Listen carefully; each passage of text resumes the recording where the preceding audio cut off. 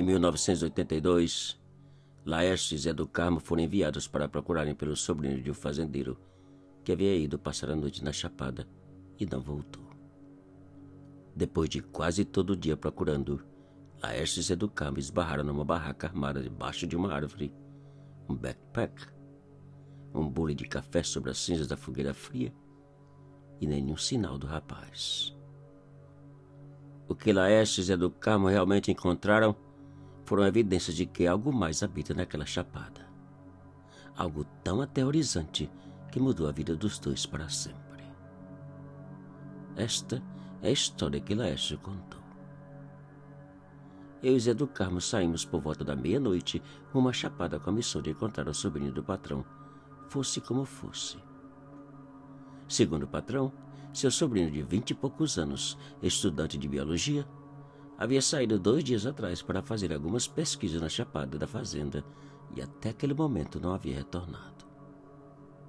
Naquela época eu tinha 19 anos e havia chegado na fazenda poucos meses atrás.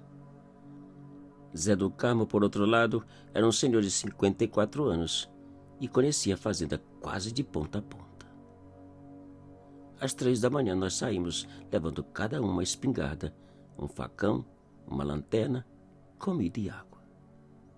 Quando o sol começava a clarear, chegamos na entrada da chapada e Zé do Carmo parou e disse que de toda a fazenda, aquele era o único lugar que não gostava de caçar ou sequer entrar. Eu perguntei por quê e ele disse que na única vez que esteve ali caçando, sentiu a estranha sensação que algo lhe seguia rodeando e sem aparecer.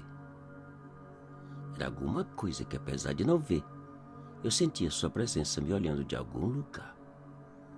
Mas o pior de tudo era o ruído que fazia. Disse Zé do Carmo. Que ruído? Perguntei, já meio assustado. Não sei explicar muito bem. Só sei que era algo estranho como um clique. Respondeu Zé do Carmo. Daquele momento em diante, eu comecei a olhar para o mato de maneira diferente. Cada barulho que eu via parecia com o clique do Zé do Carmo. Uns 30 minutos depois, Zé do Carmo parou, olhou para um lado e outro e perguntou se eu notava algo diferente. Eu respondi que não, e ele disse: Presta atenção. Onde estão os pássaros e os animais? Por que não fazem barulho? Os cabelos dos meus braços e da nuca arrepiaram todos. Zé do Carmo tinha razão. A chapada estava tão silenciosa que o único que a gente ouvia era o chiado do vento no topo das árvores. Minha preocupação aumentava. Meu coração apertava. Depois de umas 3 horas caminhando para lá e para cá, gritando pelo rapaz, Zé do Carmo parou mais uma vez e apontou. Eu apavorei pensando ser um bicho ou algo estranho que ele contou. Felizmente não era. Era algo vermelho e brilhante no centro de um limpo e ao lado de uma árvore. Uma barraca.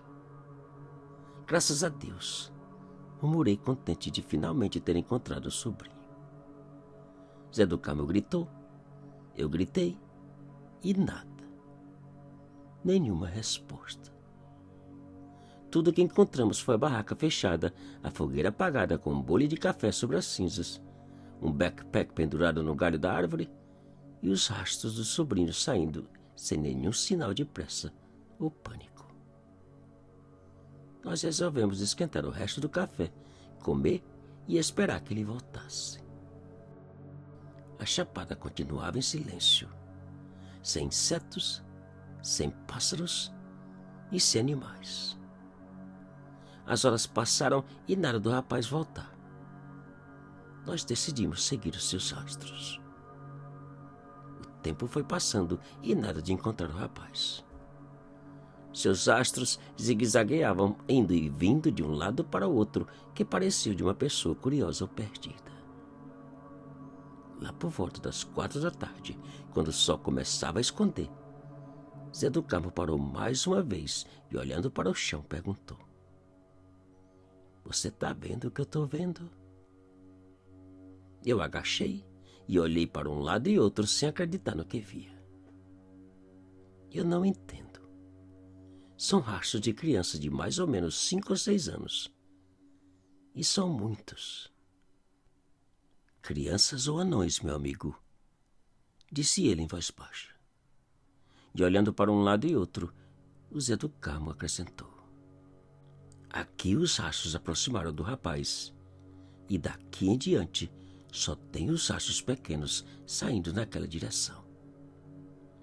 Será se as crianças ou os anões levaram o rapaz? Perguntei. Nós seguimos os rastros por uns 50 metros por dentro do mato. Só os das crianças. Os do rapaz já não voltaram a aparecer. E foi então que Zé do Carmo parou outra vez, apontou para uma mancha vermelha no chão e disse: isso é sangue. E com certeza do pobre rapaz. Meu coração quase parou só de imaginar o que Zé do Carmo insinuava. Naquele instante, decidimos que o melhor a fazer era voltar e pedir ajuda antes das crianças ou os anões voltarem. Zé, eu não consigo acreditar que um grupo de crianças ou anões consegue viver nesta chapada sem nunca serem vistos. Zé do Carmo olhou para o mato e disse que nas montanhas ao redor daquela chapada existiam várias cavernas jamais exploradas pelo homem.